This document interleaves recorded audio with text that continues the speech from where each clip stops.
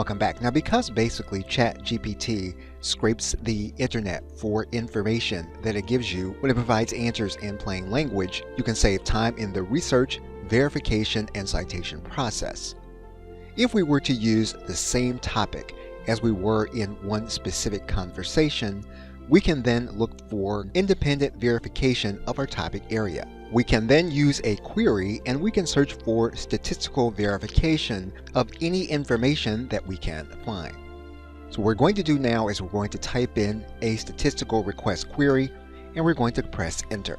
And ChatGPT does give us the information that we were requesting.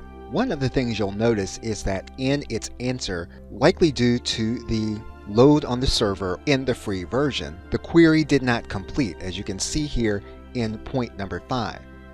That meant then that we could go back and we can ask ChatGPT in order to complete what it is that it had typed. And we use a plain language request in order to do it.